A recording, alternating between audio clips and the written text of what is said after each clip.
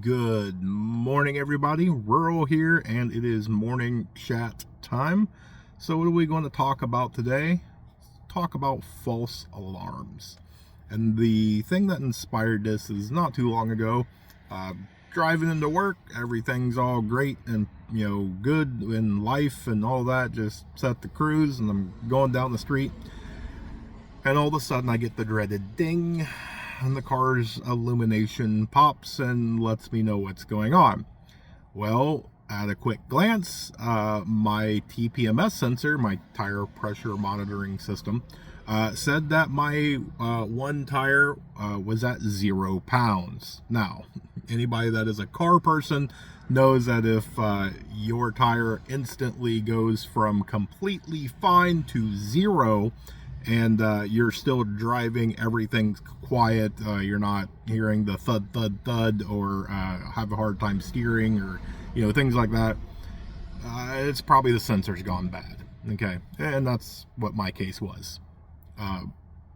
But here's the thing: what happens if you are not a car person? That system's telling you something. It's going, hey, warning, hello, I need your attention.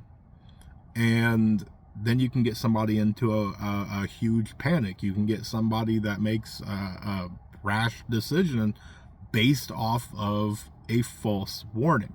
When we go through and we do things, we set up various sensors or measurements or different things, and it's a way to gauge, right? It's a way to let us know that there's a problem. Now, whether that's putting a stake in your pond to let you know water levels, whether that is putting up some sort of tripwire perimeter fencing, or something along the lines, whether that's motion sensor lights, there's a lot of different things that you can go through and you can do that will be a sensor, so to speak, and give you that early detection warning. Now, if you had it, let's say that you had motion detector lights and you're working security, your instructions is when those lights go off, that means that there's a threat in that area. Well, what happens if all of a sudden there's whatever, okay? Let's call it a raccoon. There's a naughty little raccoon that's trampling around your area, and all of a sudden, poop, here comes a light. Well, everybody gears up, takes off running to Sector A, right? And you go out there, you search it, and nothing. Well, some time passes, and all of a sudden, ding, there goes another light. Everybody gears up and takes off running to Sector C. Nothing out there, right? How many times are we going to go through a false alarm knowing full well it's a false alarm, and still acting accordingly and treating it real? Now, on some instances, that's a good idea. It's great training, right? Even though we know it's a false alarm, it's a really good way to get out there and get the body used to how we respond to something. On the other hand, it can be a waste of time, energy, resources, all that stuff. So we've got to be careful when it comes to false alarms, because a false alarm can trigger a lot more than just an opportune training event.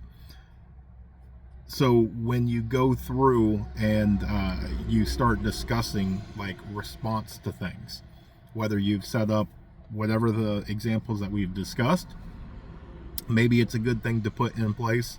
What are we going to do? What's the scenario if we get a false alarm, right? Same thing with having a thing on your house, right?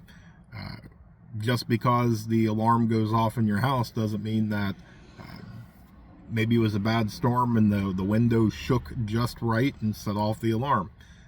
Maybe it's somebody forgot their key and all of a sudden the alarm's going off, right? I mean, there's all sorts of different things that can set it off, and we don't need to go in with safeties off and take out the quote unquote threat when there isn't one. So be very careful with false alarms and plan for false alarms, right? It's definitely a thing. It exists, and we should have it to know what we're going to do about them when those things pop up. So But that's what I've got for you guys today. I hope you guys have a great day, an amazing day, a blessed day. Stay tuned because there's more information to come. And with that, remain united because we're all prepping in this together.